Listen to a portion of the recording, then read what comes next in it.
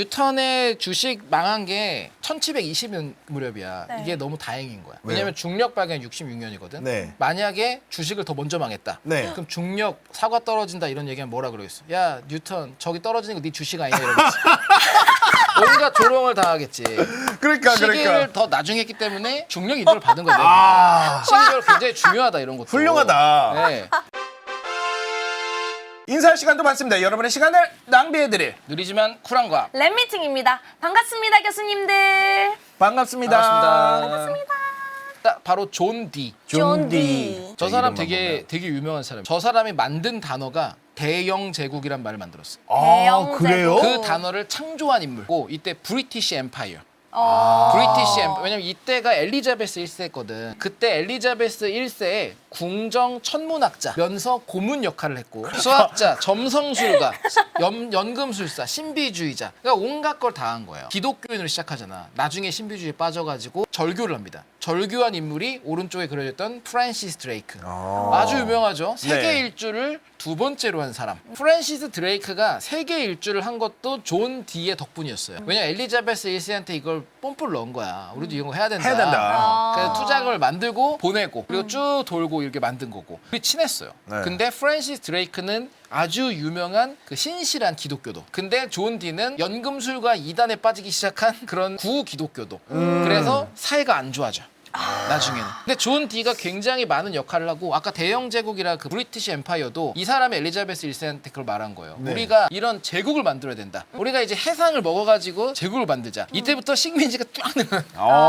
우리가 알고 있는 문제가 생기면 웬만해선 영국이다. 이게 이 존 디에도 나오는군요. 기여도가 상당히 아. 높다. 그럼 이 연금술에 공들여서 도대체 뭘 만들었냐? 되게 재밌는 기호를 만듭니다. 모나스 히에로글리피카라고 하는 게 나와요. 다음. 히에로글리프는 워낙 유명하잖아. 이집트의 그 상형 문자들. 네. 그것처럼 저걸 만듭니다. 근데 이걸 해석해 놓은 게 이제 오른쪽에 보면은 존 디가 써놓은 저 보면 쪼각쪼각 나눠놨잖아. 네. 그 보면 왼쪽에 써 있는 게 타우루스랑 아리에스가 써 있어요. 네. 타우루스가 황소자리, 황소자리. 아리에스는 양자리. 이 두 가지가 점성술적인 의미를 쓴 거고 오른쪽 중간에 엘레멘타가 딱 봐도 원소야. 우리가 이제까지 말했던 모든 그 구세대적인 원소, 사원소 뭐 이런 것들. 그럼 그 위에 있는 거 아래에 있는 건 뭐냐? 루나 엑살테이시오라 써 있고 밑에는 솔리스 엑살테이시오 했잖아요. 근데 네. 저게 그래서 여기서 말하고자 하는 게 뭐였느냐? 이게 그 연금술, 천문학, 점성술, 신학을 통일시켜 가지고 우주적인 상징 체계를 만들자는 시도를 한 겁니다. 여기서 그 산발되었던 온갖 잡다한 학문들이 합쳐보자가 시작이 돼요. 네. 점성술이니 뭐니 연금술이니까 한마디로 더 이상한 세계로 나가기 시작하는 기준이 되는 거죠. 그리고 저것의 문양이 모나스 히에로글리피카였잖아. 네. 모나스가 하나의 문장이라는 뜻이 완벽한 하나를 만들어서 모든 걸 의미하는 게 있을 거다. 그래서 천상의 것, 지상의 것,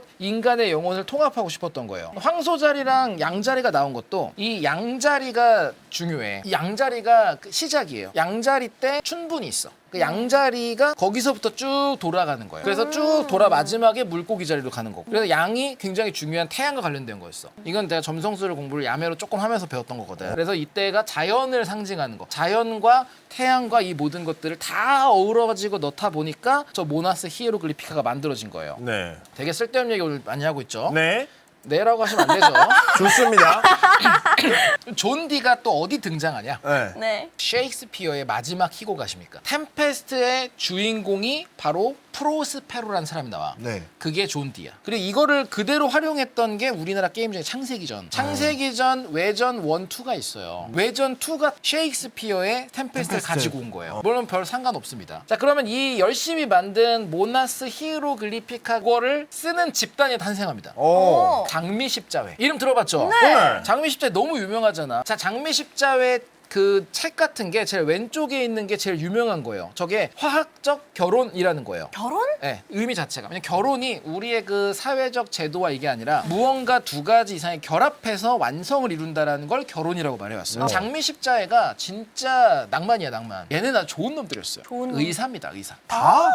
의사여서 얘네들은 돈 안 받고 남 치료해주고 침묵 유지하고 이런 식으로 했고 요게 또 낭만인 게 딱 8명. 8명으로만 유지를 하고 약간 킹스맨 같은 거네요. 탈락하면은 이제 다시 영입하고 이러는 거예요? 그래요. 장미 십자회에서 비밀 그런 단체들이 모티브가 생긴 거예요. 차이점은 이 사람들은 죽을 때까지 동정을 유지한다는 규약이 있긴 했어. 대신에 남을 아무런 보수 없이 치료해주고 봉사하고 이런 논의하고 이런 걸 하다가 내가 죽을 때가 다가온다 후계자를 영입해서 8명을 계속 유지하는. 장미 십자회에서 남겼던 것 중에 하나 아까 그림에서 제일 오른쪽에 있는 게 그 지시개나무 이런 건데 네. 저기서 온 게 중앙에 보이는 그 엘든링의 문양이 저기서 온 거예요. 제가 또 엘든링을 한번 파봤기 때문에 저기서 온 거라서 이게 모든 지식의 연계와 결합과 이런 종합적인 거 요거를 그리는 게 아까 봤던 존 D가 만든 걸 장미 십자회가 활용하면서 좀 더 큰 데를 보기 시작하는 거. 자, 그럼 이렇게 했다면 지금 저 이야기에서 보는 건 결국 상징으로 이어져. 왜냐면 아까 봤던 모나스 히에로글리피카도 뭔가 오묘한 느낌의 기호였고 네. 또 엘든링 기호 같은 지식의 나무도 뭔가 기호였어요. 네. 그 기호라는 걸 우리가 딱 봤을 때 몰라 뭔지 설명을 안 들으면 심지어 저는 그 세모 모양 이것도 변화량은 2델타만 알았지 거꾸로 된 건 몰랐거든. 몰라요. 설명 안 들으면. 결국에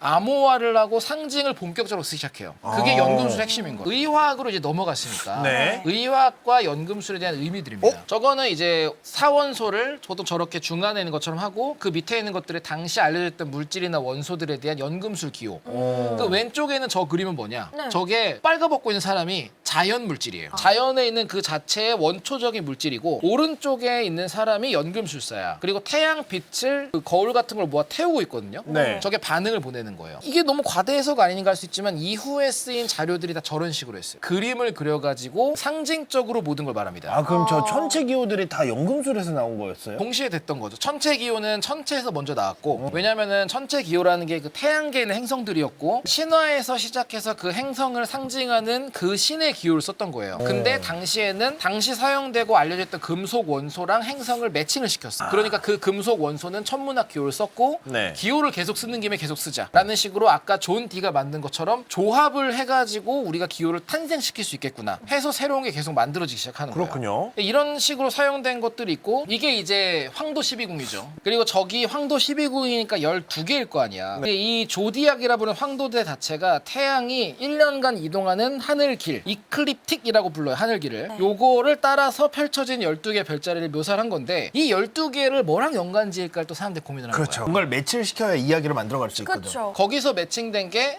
저런 거 연관이 돼요. 화학 반응들로.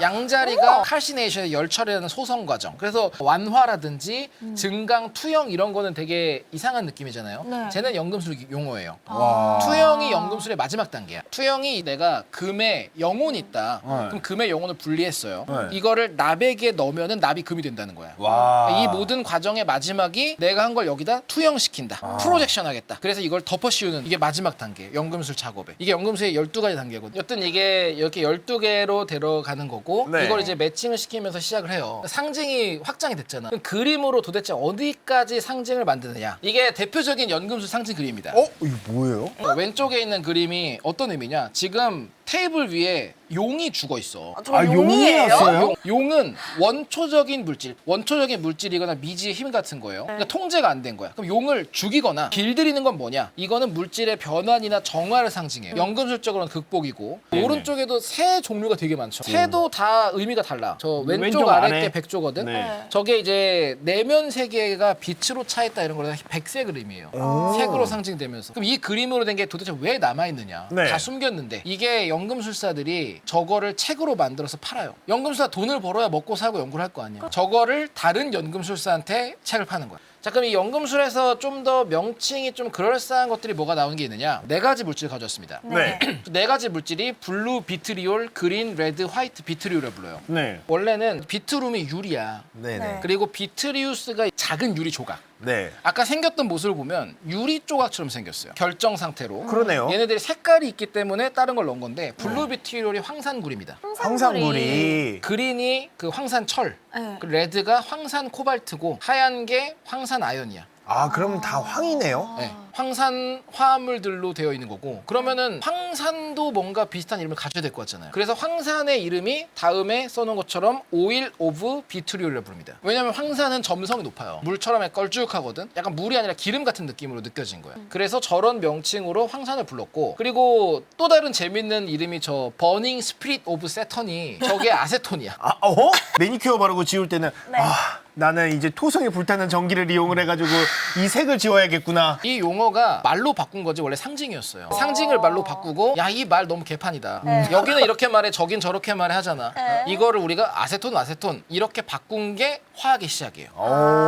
용어를 통일하면서 화학이라는 게 만들어지기 시작한 거거든. 그럼 저게 도대체 왜 토성에 불타는 전기가 아세톤이냐? 네. 우리가 로마 얘기할 때 아세트산 납이라는 걸 잠깐 말했어요. 그렇죠. 아세트산 납을 증류를 시키면 밑에 있는 것처럼 세 가지 물질이 나옵니다. 그게 드래곤 누아르라 부르는 게 그 산화납이에요. 산화납. 제 새까맣거든. 그 이산화탄소 나오고 아세톤이 나와. 그러니까 얘는 납이라는 거는 분명히 토성이었어 아까. 아까 전에 원소 기호했을 때 네. 토성이 납을 상징해요. 네. 납으로 된 물질을 가열해서 기체 형태로 나오는 걸 분리가 됐던 게 아세톤. 아세톤은 휘발성이잖아. 그렇네요. 그러니까 저거를 가열하면은 얘가 기화돼 나오는 그 전기를 모아서 액화하면은 이게 토성에 불타는 전기다. 이게 아세톤인 거예요. 이 의미가 있었네 진짜. 의미 다 있죠. 아무렇게나 짓진 않죠. 자, 그럼 이제 연금술사 중에 이제 후기 연금술사들 몇 번 볼 텐데 네. 좀 멋있는 그림이 이제 나와요. 왜냐면 이제 그림이랑 상징을 쓰기 그러니까요. 시작했잖아요. 아까 얘기했죠. 그래서 제가 가장 좋아하는 그림들을 많이 남긴 사람이 바실 발렌타인이라는 연금술사입니다. 바실 발렌타인. 네. 이 사람이 굉장히 많은 지식이 있어요. 화학에 대해서. 염산도 만들고 네네. 막 암모늄 물질로 암모니아도 만들어 분리하고 이런 걸 계속 실험을 해요. 그래서 가운데 있는 그림이 이 사람이 했던 걸로 만들어진 최초라기보다는 약간 초기 모델의 주기율표 같은 거야. 주기율은 아니지만 물질에 대한 표를 만들었어. 그렇죠. 이제까지 대충 나열한 게 아니라 구분을 해서 하기 시작하고 오른쪽에 있는 그림이 바로 바실 발렌타인의 12개의 열쇠라는 그림들이에요. 오. 12개가 아까 뭐였어? 연금술의 12개 과정이었잖아요. 네. 이 각각의 과정을 그림으로 남겨.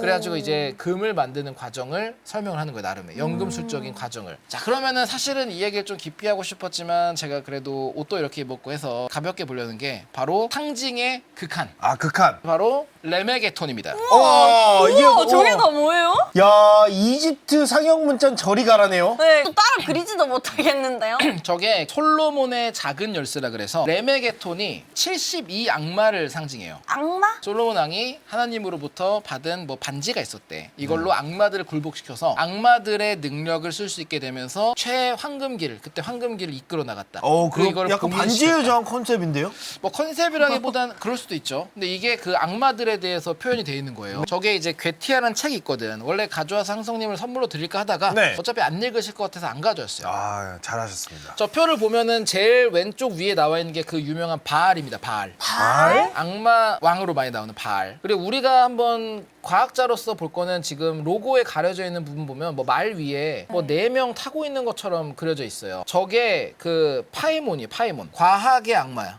과학과 악마. 예술의 악마. 그래서 이게 레메게톤이 막 서브컬처에 되게 많이 나와요. 그 당시 여기만이 아니라 뭐 북유럽이니 어디니 그런 악마들을 다 집어 넣었거든. 그리고 되게 다양한 악마들이 우와. 포함이 되어 있고 요것을 저서로 만든 게 네. 요한 와이어라는 사람이 1563년에 책을 씁니다. 책 제목이 악마의 기만에 대하여라는 책을 써요. 악마가 기만을 어떻게 하는지 이런 제목. 아. 근데 이 책에서 시작이 되는데 이것만 들으면 이거 되게 이상한 서적이고 의미도 없을 것 같잖아요. 나는 근데 그런 생각이 들었어. 이 요한 와이어가 한 일이 뭐냐면 네. 진짜 기만에 대한 거예요. 마녀 사냥이 잘못됐다. 이걸 비판을 한 거예요. 이 사람을 시작으로 마녀 사냥이 없어지기 시작해. 오. 그 악마랑 마녀랑 이런 것들을 이야기를 하는데 결국에 마녀 사냥이 사회적인 해악을 오히려 만들어낸다. 이것 때문에 무고한 사람을 처벌하잖아. 네. 그러면 사법 체계, 사회적 도덕성이 훼손된다라는 걸 이 시기에 글로 써. 와. 이게 시작이 되게 의미가 큰 거예요. 네. 아니 근데 저 자료 주시면요 전혀 정상적일 것 같지 않은 그림들을 가지고 저 그림은 좀 달라요. 저 그림은 여기서 이제 확장이 되는 건데 네. 그 확장되는 게 다음 슬라이드에 있어요. 저게 쓰이는 거는 요거예요. 여기 아. 요런 데 쓰입니다. 저게 뭐냐면 괴티아라고 써 있잖아. 네. 이게 우선 아까 요한 와이어가 쭉 해서 했는데 요거를 이제 사람들이 더 재밌게 써먹기 시작한 사람 나오는 거죠. 밑에 알레이스터 크로울이라고 저자가 네. 써 있습니다. 네. 굉장히 유명한 사람이에요. 저 사람은 고대인이 아니에요. 1900년대까지 계속 살다 죽은 사람이에요. 현대의 이제 악마 숭배자 같은 이런 느낌. 저 왼쪽 그림이 뭐냐면 저 동그랗게 그려져 있는 거 주변에 글씨가 막 써 있잖아. 네네네. 그리고 위에는 세모 모양으로 있고. 아 근데 저 글씨가 뱀이네요. 그러니까요. 네, 원래 우로보로스라는 우로보로스. 그 원의 상징이 의미가 있었으니까. 네, 네. 그럼 저 글씨가 뭐냐? 이 제가 색을 구분을 한 거예요. 야 이거 어떻게 썼어요? 이거 내가 포토샵으로 지금 저 색칠도 다 입히고는 나눠가지고 개고생했습니다. 이거 하느라. 왜 색을 나눴냐? 저 하나하나가 문장이야, 색마다. 그래서 뱀 머리부터 쭉 따라가면서 되는 거고, 맞아요. 네. 히브리어예요. 오. 히브리어는 오른쪽에서 왼쪽으로 써요. 그래서 예를 들어 빨간색만 보면 제일 왼쪽에 써 있는 게 에히에, 나는 존재할 것이다. 저 원 안에 들어있는 게 무슨 의미냐? 좋은 말이야, 결국에. 좋은 말. 너무 아니, 좋다는 게 어떤 의미냐면 하나님을 부르고 신을 부르고 천사 이런 거예요. 저기 목적이 사람이 저 동그라미 안에 들어가야 돼요. 저 동그라미 원이 9피트입니다. 2.7m 지름으로 그려야만 해. 의무야. 안 그러면 나를 보호하지 못해. 진짜. 저기 들어가면 나는 보호받고 위에 세모 모양 있잖아요. 그 안에 악마가 소환되는 거예요. 해봤어요? 해보자요. 해보자는 말 처음인데 그래서 미카엘 해보자는 말 해봅시다. 해보자요. 이거 안 될 거하게 취지가 많이 벗어나는 것 같아서 우리는 과학 채널 아니겠습니까? 뭐 다음에 한번 생각을 해보도록 하죠. 저건데 고위 양말 부르려면 재료가 비싸요. 금으로 하고 막 그래요. 급에 따라서 이게 또 달라 재료가. 우와. 재밌겠다. 이게 책에 다 써 있어. 뭐 부를 때 어떤 재료를 어디에 놓고 이런 게. BTI에 다 있습니다. 관심 있으면 한번 보시면 될 것 같고. 그러니까 실험이죠. 과학 채널이니까. 이렇게 잡아서 얘를 굴복시켜서 능력을 쓰겠다. 이게 괴티아의 목적이기는 했어요. 조금씩 아는 사람들 있는 쪽으로 가볼게요. 네. 자 보면 다음에 나오는 건 아까 봤던 파라켈수스의 일종의 제자 같은 개념이에요. 판헬몬트라는 사람이 나옵니다. 판헬몬트. 자, 이 사람은 굉장히 유명한 실험을 했습니다. 버드나무 실험. 버드나무 실험이 뭐냐면 버드나무를 5년간 기르는 실험입니다. 네. 이게 왜 의미가 있냐면 도대체 얘가 잘하는 건 뭘까? 어떤 이유로 잘할까? 만약 원소의 변환이라면 흙을 빨아들여서 먹어서 몸으로 변환시켜서 나무가 자라는 거에 맞을 건데 화분에다 넣고 5년을 기르는데 흙이 소실된 게 몇 그램인가 밖에 없어. 근데 나무는 쫙 자란 거예요. 도대체 뭐가 문제일까? 물은 줬지. 네. 결국에 흙을 먹는 게 아니라 물과 얘네가 다르게 사용하는 뭔가가 있다. 그래서 기체라는 거에 주목하기 시작한 순간이에요. 네. 왜냐면 기체, 공기라는 게 뭔지 아무것도 몰랐어. 그래서 이 사람이 가스라는 단어를 만듭니다. 그래요? 네. 케이오스, 혼돈이다. 도대체 뭔지도 모르겠고 뭐가 있나도 모르겠다. 그래서 여기로부터 와가지고 그런 말들을 만들기 시작해요. 케이오스에서 가스가 나온 거예요? 네, 그 어원이 케이오스예요. 가스 우와. 어원. 당시 유리 초자가 조악했거든. 깨지는 거야. 계속 가두니까 압력 때문에. 뭔가 파괴적이고 눈에 보이지 않지만 뭔가가 있다. 강력한 힘이 이건 있다. 케이오스다. 그래서 가스를 만들어요. 근데 이때 딱 중요한 일이 그 연구는 화학 쪽에서 관심 갖는 내용이에요. 기체를 그렇죠. 연구를 했고 네. 물질의 변화를 봤으니까. 근데 이분이 했던 다른 게 중간에 그려져 있는 그림. 저게 책이에요. 저기 써 있는 글자 중에 중요한 것만 제가 오른쪽에 번역을 해놨어요. 네. 제목이 오르투스 메디시나이라 해서 저희 의학의 탄생이야. 그러니까 이게 자연 철학적으로 의학을 보기 시작합니다. 그리고 제일 마지막에 쓴 것처럼 병들에 대한 복수를 통해 긴 생명에 이르기 위한 탐구라는 거예요. 결국에 병이라는 거를 해결을 하면은 우리가 그 의학의 목적이잖아요. 네. 그걸로 생명을 연장할 수가 있다라는 이야기가 된 거고 이 사람도 이 내용을 안 쓰다가 제일 위에 보면은 저 파넬몬트가 앞에 그려져 있고 뒤에 다른 사람이 거의 막 붙어 있잖아요. 네네네. 저게 아들입니다. 아들이 아빠가 남긴 자료들을 모아서 책으로 만들어 발행을 해요. 아빠가 죽은 다음에. 그러니까 저 사람들 덕분에 이게 계속해서 이어지는 건데 자 여기서 중요했던 게 이게 아까 말했던 갈레노스의 의학 체계에 대해서 강한 비판을 하고 그리고 화학을 기반으로 한 약학이라는 거를 말하기 시작하는 거예요. 물질의 변환을 위주로 해가지고 그 스승이라고 했던 파라켈수스의 내용을 비롯한 모든 것들을 활용을 하는 거죠. 그럼 우리가 본론으로 가려면 이제 약을 떠날 땐 됐어요. 약은 나중에 약학자 불러서 약학의 역사 해주십시오 하면 되고 네. 우리는 화학으로 가야 되잖아. 네. 그럼 파넬몬트의 기체로부터 시작이 됩니다. 자 기체에 대한 가장 재밌는 연구를 했던 사람 네. 그리고 아마 공룡님도 말씀을 하셨을 거예요. 공룡님이요? 네. 게리케 유니콘이라는 본 적 없어요? 저 오른쪽 위에 있는 저 화석. 맞아. 저거를 만든 게리케가 진공을 만든 게리케랑 같은 사람. 진짜로? 네, 반구 실험 있잖아요. 네. 압력 딱 빼고 말 16마리가 끌어야지 뻥 하고 열리더라. 네. 그 사람이 저 유니콘 화석 만든 사람이에요. 저 아마 저 화석 저 사진 제가 봤던 것 같아요. 전에 그 공룡님 거 보다가. 근데 이분이 이제 기체에 대한 연구를 본격적으로 하기 시작하는 거죠. 자, 근데 이 기체에 대한 연구를 하다 보니까 여기서 파생되는 게 뭐냐? 샴페인입니다. 아까 그 오른쪽 밑에 있는 게 돈페리뇽이에요. 저분이 수도사였어요. 돈페리뇽이. 그래서 저거를 먹기 좋게 만드는 걸 해내요. 저 사람이. 근데 기체와 진공에 대한 연구. 그럼 샴페인은 왜 생기냐? 샴페인이 되게 재밌습니다. 만들어지는 게. 우선 샴페인 이름 자체가 샹파뉴라는 지방이잖아요. 그렇죠. 네. 이 지역이 추워. 추우면은 발효가 잘 안 돼요. 그러다 보니까 온도가 따뜻할 때 술이 만들어지고 활성이 없어졌다가 이제 그다음 2단계 발효가 되면서 이산화탄소가 확 생겨버려요. 지금도 샴페인을 우리 생각에는 그 이산화탄소 막 그냥 빡 넣을 것 같잖아요. 네. 지금도 보통 자연 발효로 해요. 아 그래요? 1차 발효를 하고 네. 거기다 당분이랑 일부러 더 넣고 완전 밀봉을 해서 이산화탄소가 많이 만들어져 쌓일 수 있게. 그게 가능했던 지역이 샹파뉴 지방이었어요. 왜냐면 제가 또 술에 대한 책을 쓰고 있기 때문에. 우와. 쓰고 있어요? 다섯 초고 보냈죠. 자, 어쨌든 이제 기체에 대한 연구를 합니다. 네. 그럼 이제 조금씩 사람들이 과학에 대한 관심이 커지고 이제 항성님이 알만한 사람이 등장합니다. 누구죠? 아 티코 브라헤. 티코 브라의 코는 금속이었잖아요. 네. 코가 잘렸어요. 펜싱하다가. 아, 어머나. 그래서 금속으로 코를 했고 네. 외부 활동할 때만 꼈다 뺐다 하는 약간 그런 하는 오, 거였고 네. 이게 뭐 은으로 됐냐 뭐로 됐냐 말이 많았는데 네. 결국 은은 아니다. 근데 티코 브라이가 갑자기 왜 나왔냐? 천문학자잖아. 네. 네. 오른쪽에 저택이 하나 그려져 있어요. 네. 저게 티코 브라의 연구소였어요. 우와, 멋지다. 아, 그래요? 나 처음 보는데. 완전 부자입니다. 연구소가 있었고 저게 이야. 벤이라는 섬에다가 우라니보르그라고 부르는 천문대를 건설한 거예요. 그렇죠. 우와. 저게 그 우라니보르그 전경이에요. 근데 왼쪽에 빨간색 화살표를 쳐놓은 서쪽 지역 있잖아요. 네. 네. 저기가 연금술 연구소입니다. 티코브라에는 연금술을 했어요. 천문학자들은 다 했죠. 만능이었거든요. 항성님도 그러면은 화학 좀 하셔야겠네 이제. 그쵸. 그쵸. 아 벅차네. 옛날 사람들은 이걸 어떻게 다 했대? 그러니까 어. 대단해.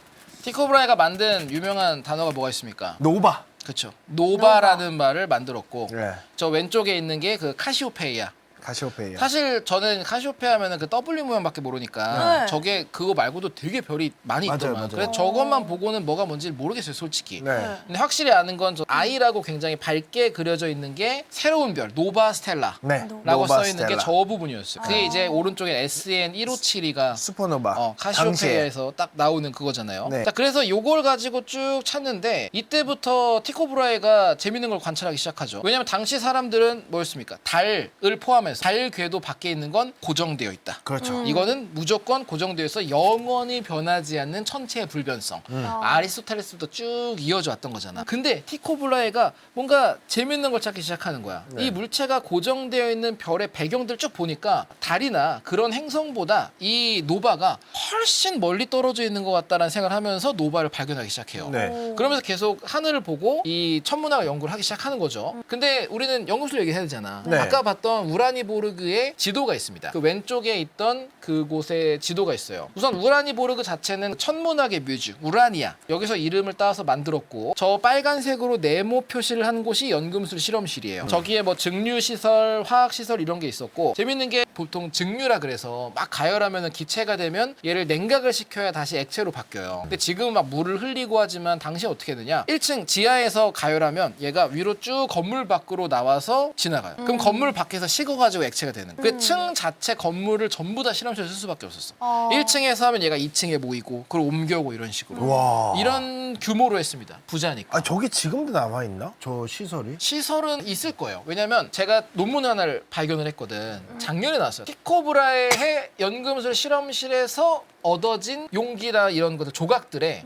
어떤 성분이 있는가를 원소 분석을 한 겁니다. 그러니까 이게 2024년에 나온 논문이에요. 작년에 나온 거예요. 그랬을 때 티코브라가 무슨 연구를 했느냐? 역시나 여전히 불로불사약 같은 거. 3가지 성분으로 만들었는데 이 정보가 얻어진 건 친구가 부탁을 한 거야. 아, 나 지금 정말 필요한데 제발 좀만 알려달라 해서 일부를 알려줘서 기록들이 남아있게 된 거야. 근데 이 성분들이 뭐가 있나 쭉 봤더니 저기에 제가 오른쪽 아래 써놓은 9가지 종류의 금속 원소가 발견됐습니다. 근데 재밌는 게 뭐냐? 지금 W 텅스텐? 텅스텐에만 제가 노란색 표시를 했죠. 네. 네. 자, 이때 사용했던 티코브라의 그 실험 방법들에 대한 문헌이 남아 있어요. 네네. 문헌에 뭐뭐뭐를 썼다라고 써 있는 것 중에서 니켈, 아연, 주석, 납, 텅스텐 이 5가지는 안 써 있었어. 레시피에 써 있지 않은데 실험실에서 발견이 됐어요. 그러니까 뭔가 자기만의 실험을 했거나 우선은 그 문헌이 소실이 된 거겠지. 근데 제일 재밌는 게 텅스텐이 뭐냐면 이때 텅스텐은 발견된 원소가 아니었어요. 스스로 찾아낸 게 아니면 텅스텐을 사용하는 게 불가능했어. 그래서 실제로 상당히 금속 다루는 거에 능력이 있었다라고 알려져 있어요. 밝혀지지 않은 금속을 무언가를 계속 사용했는데 그게 알고 보니 텅스텐이다. 근데 티코브레는 그거를 사용해 왔더라. 자, 그러면 이제 우리가 좀 더 유명한 연금술로 가보죠. 네. 누구나 아는 연금술사. 바로 아이작 뉴턴입니다. 뉴턴이죠. 야. 우선은 아이작 뉴턴이 7가지 색을 만들었잖아. 네. 7가지도 연금술들이 생긴 거예요. 뉴턴이 굉장히 많은 연구를 합니다. 오른쪽에 그 다이애나의 나무라는 것도 이제 네. 은이랑 그리고 수은이랑 만났을 때 자라나는 건데 이거를 막 하면서 수은이랑 은 아말감에 질산을 넣어요. 그러면 반응을 하면서 저게 나뭇가지처럼 자라. 아 저거 본 적 있는데 되게 우와. 막 뾰족해지더라고요. 맞아요. 점점. 다이애나가 이제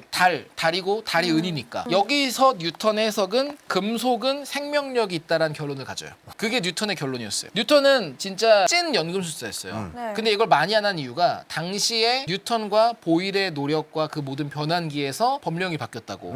이때 연금술 사용입니다. 아. 하다가 걸리면.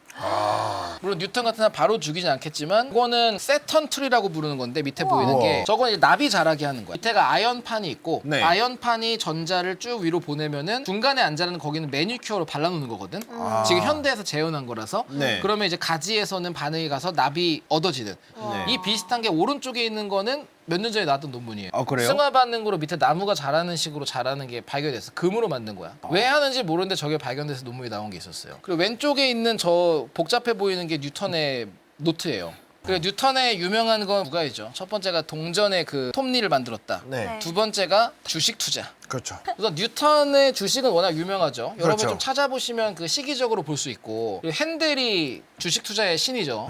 네. 그래서 아까 보면 핸델은 진짜 쌀 때 들어가가지고 거의 최고점에서 팔고 팔죠. 핸델이 뭐 했을까요? 저 많은 돈으로 왕립 음악 아카데미를 설립합니다. 핸델이 그 모든 걸 만들게 된 거예요. 저 돈으로 투자를 해가지고 뉴턴의 주식 망한 게 1720년 무렵이야. 네. 이게 너무 다행인 거야. 왜요? 왜냐면 중력 발견이 66년이거든. 네. 만약에 주식을 더 먼저 망했다. 네. 그럼 중력 사과 떨어진다 이런 얘기하면 뭐라 그러겠어? 야 뉴턴 저기 떨어지는 거 네 주식 아니야 이러겠지. 온갖 조롱을 당하겠지. 그러니까 시기를 더 나중에 했기 때문에 중력 이도를 받은 거예요. 아 시기적으로 굉장히 중요하다 이런 것도. 훌륭하다. 네. 뉴턴의 연금술 기록이 만약에 안 남은 게 기록이 탄 게 있어요. 네. 이것도 약간 그 거짓이란 말도 있긴 한데 네. 그 개가 있잖아. 네. 저 개가 화제를 냈다는 말이 있어. 저 개 이름이 다이아몬드였어요. 네. 뉴턴 개 이름이. 그래갖고 다이아몬드가 화제를 내서 연금서적이 엄청 많이 불타서 없어졌다. 오. 그런 말이 있고 그리고 뉴턴과 함께 비슷한 시대에 활동했던 로버트 보일도 굉장한 연금술사고 네. 보일이 화학의 첫 번째 아버지라 불려요. 네. 이것만 말하면 라부아지에는 다 제도도 만들고 했는데 보일은 뭘 했길래 그런 걸 했는 거냐. 보일도 연금술 찐팬이었습니다. 근데 보일의 기록이 많이 안 남은 건 이거를 공유를 안 했어. 보일은 과학자잖아. 과학적인 발견의 기록은 다른 사람과 공유해야 된다라고 말을 했는데 연금술은 안 알려준. 보일의 명예를 지키기 위해 보일 사후에 그 동료나 이런 사람들이 연금술 자료를 폐기했단 말이 많아요. 화학을 만들었다는 사람이 연금술 연구를 너무 열심히 했으니까. 근데 보일의 가장 유명한 건 회의적인 화학자라는 책입니다. 이건 화학에서는 아주 유명한 책이에요. 제목부터가 유명한 게 많아요. 예를 들어 화학 물리학적 의심과 역설. 네. 그리고 밑에 스파기리스트라 써있는 게 파라켈수스 주의자들을 말해요. 연금술사들.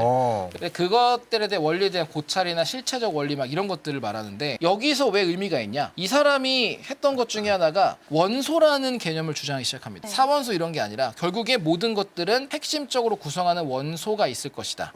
이거를 바탕으로 라부아지에가 원소를 정리한 표를 만들게 되는 거예요. 네. 이걸 이어받아가지고. 근데 굉장히 생각보다 화학에 대한 이야기를 많이 했어요. 여기에 영향을 줬던 게 입자주의라 그러나 코퍼스큘이라고 하는 거. 네. 다음 슬라이드에 보면은 그 입자주의자들이 쭉 나와 있죠. 워낙에 유명한 사람들이죠. 네. 뭐 데카르트 뭐 이런 사람들 네. 다 입자주의를 생각을 했었고 핵심은 결국 모든 물질이 작은 분리된 입자로 구성되어 있다. 네. 라는 이런 철학적 주장이었고 자 그러면 이제 연금술은 어떻게 발전이 되고 있었느냐 네. 뭐 되게 독특한 사람이 나옵니다. 샌디보기우스라는 손에 들고 있는 게 동전이야. 아. 네. 연금술을 지그문트 3세 폴란드의 당시 그 국왕이었을 거예요. 이 사람한테 보여주면서 연금술 보여주는데 갑자기 이 사람 왜 나왔냐? 원소를 발견한 사람이 나올 거 아니야. 네. 수소를 찾고 산소를 찾고 다 1700년대 이야기예요. 그렇죠. 근데 이 사람이 그 산소를 발견한 셸레나 이런 사람보다 이 당시에 산소를 먼저 발견을 해요. 오. 단지 이거를 정리하거나 분리하거나 기록을 못했을 뿐이었어요. 네네네. 기록은 이제 서소하게 남아 있었죠. 그래서 그걸 재생하기도 해. 네. 생명의 양식이라 부르면서 어떤 반응을 할 때 산소가 나온다. 네. 이런 것까지도 해서 본격적인 연구가 돼요. 오. 원소를 찾는 게 시작됐잖아. 네. 이 원소 이야기 중에 가장 유명한 인의 발견이 이제 1669년에 나옵니다. 아주 오랜 기간 발견이 없다가 인이 갑자기 짠 하고 나와요. 그래 한 100년간 4개밖에 안 나오다가 그 다음에 전기를 사용하면서 우르륵 나온 거야. 아. 인의 발견은 이제 연금술사가 한 거죠. 보여주시면 이 헤닉 브란트가 1669년에 인을 발견하는데 과정을 써놨습니다. 소변을 한 5,500리터를 모았어. 와.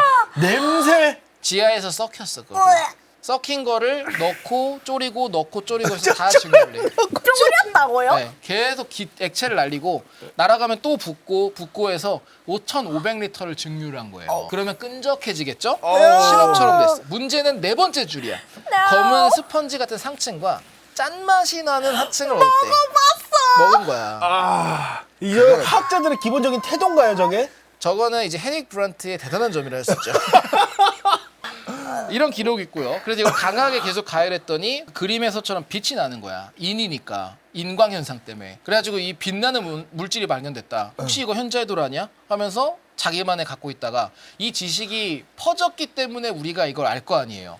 그 지식이 이어지는 과정이 바로 이 지식이 결국에는 인을 만드는 방법을 주변에서 누군가가 배우는데 그게 바로 요하네스 쿤겔이라는 사람입니다. 이 요하네스 쿤겔이 배웠던 것을 또다시 배워가는데 우선 요거를 배워간 게 뒤에 있는 비렐름 홈베르크라는 사람이 배웁니다. 네. 이 홈베르크의 선생님이 게리케였어요. 아까 그 게리케. 네. 그러니까 이 홈베르크는 기체에 대한 연구를 할 수 있는 거고 네. 게리케가 만들었던 도구 중에 그 베터맨헨이라 그래서 기압계가 있었어요. 기압계 기술을 쿤겔한테 알려주고 네. 대신에 인 만드는 기술을 배워요. 그리고 홈베르크가 라이프니츠의 심부름을 하기 시작합니다. 라이프니츠가 편지를 좀 옮겨줘. 그래 편지를 받고는 영국으로 여행을 떠나요. 거기서 보일을 만나요. 오.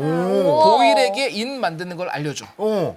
그래서 보일이 인 연구를 하면서 연금술과 화학 연구가 갑자기 팍 터진 거야. 와. 그 과정에서 저 오줌부터 시작해서 쭉 흘러가게 된 거야. 계속 이어지는 거야. 누가 이 지식을 교환하고 옮기고 하면서 우리의 원래 목적지 보일까지 온 거죠. 이제 근대 연금술사는 누가 있을까? 이건 그냥 연금술에 관심이 있고 연구를 했던 사람이지 정말 금을 만드려는 사람들 아니에요. 첫 번째가 요한 볼프강 폰 괴테입니다. 오. 괴테는 파우스트가 이제 지식과 진리를 탐구하는 그런 욕망에 휩싸인 전통적인 연금술사잖아. 이걸 가지고 연금술적 상징을 굉장히 많이 활용을 했어요. 책에서도. 맞아요. 그 이후가 바로 칼 융입니다. 융은 진짜 연금술 너무 좋아했었어요. 아. 그 오른쪽 그림에서 오른쪽 아래가 융이에요. 되게 오. 싸움 잘하게 생긴. 가운데가 프로이트. 네. 네. 프로이트. 그래갖고 융은 이제 그 무의식, 집단 무의식, 연금술의 상징이라는 게 결국 인간의 무의식이다. 이런 얘기를 하면서 계속 상징을 썼고 그렇게 만들어진 책이 다음에 보이는 레드북입니다. 융의 적서, 레드북이라 부르는 거고요. 오. 그래서 뱀이라는 게 변형과 재탄생이고 무의식,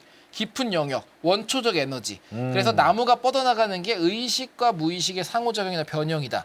요런 이야기를 하면서 쓰고요. 자, 그럼 이제 융까지 왔으면 그 이후에 연금술사는 말할 필요는 없어요. 네. 사실은 우리가 이제 이때부터는 뭐 최정모 교수님이 알아서 이제 근대화학과 현대화학으로 이제 넘기는 거예요? 잘 만들어주고. 네. 그럼 제가 하고 싶은 말 뭐냐? 보면은 감옥에 혹은 동굴에만 갇혀있던 사람은 네. 오른쪽 벽에 있는 것처럼 어떤 물체를 그냥 볼 수밖에 없어요. 그렇죠. 현실은 아니지만. 네네. 근데 한 번이라도 밖에 나가서 보고 온 사람은 그걸 볼 수 있잖아요. 이거를 말하는 게 플라톤의 이데아야. 네. 이데아가 이런 개념이었어요. 사실은 천상에 완벽한 형태의 궁극적인 게 있고 네. 그게 지구상에 이 지구 물질계에 오면서 불완전한 묘사들로만 만들어진다. 이게 과학의 핵심이 이 플라톤주의라 볼 수 있는 거죠. 네. 궁극적인 게 있다. 그럼 여기서 핵심이 뭐냐? 공례를 과학은 주장하는. 철학인 거지. 네. 과학은 궁극적인 무언가를 찾아가는 거라서. 그래 과학이 아름다운 이유고. 그래서 이 모든 과정이 연금술과 고대 철학부터 이어져 온 거고 사실 그런 말을 가끔 해요. 뭐, 그러면 화학자들이 연금술사냐? 정신적으로는 스스로를 연금술사라고 보는 게 맞다고 봐요 저는. 와. 스스로에게는. 근데 마지막은 이 모든 거를 요약을 한다면 저기 왜 간달프가 있나 그냥 넣고 싶어 넣었어요. 근데 왠지 흑백 간달프를 넣으면 있어 보일 것 같아서 넣은 거예요. 네. 자, 그래서 핵심은 딱 써 있는 것처럼 이 철학이 시작된 건 종교가 끝나는 데서 네. 신학이 끝나는 데서였고 그리고 화학은 연금술이 끝나면서 시작이 된 거죠. 아. 그 이후에 뭐가 있을지 모르지만 우리는 이 연금술이라는 과정이 그냥 우스갯소리거나 허무맹랑한 과정이라 보기에는 너무 아름다운 과정이에요. 그렇죠. 되게 재밌는 과정이고 뭐 고대 화학에서부터 이제 근대 화학 이전까지. 그래서 요 이후 시대 때부터는 저희가 또 2탄으로 부산대학교 최종모 교수님을 모시고 최종모 교수님한테 제가 아직 연락은 안 드렸지만 암묵적으로 합의는 되어 있습니다. 하면 되는데 아 이거 학교 중인데 해야 돼라고 저한테 말할 때 아, 왜 약한 모습을 보이시지? 그냥 그렇게 말만 하는 거예요. 또 다른 재미의 화학사를 이야기를 해주시지 않을까 생각을 합니다. 인사할 시간도 많습니다. 여러분의 시간을 낭비해드릴 느리지만 쿨한 과학. 랩미팅이었습니다. 감사합니다, 교수님들. 감사합니다. 감사합니다.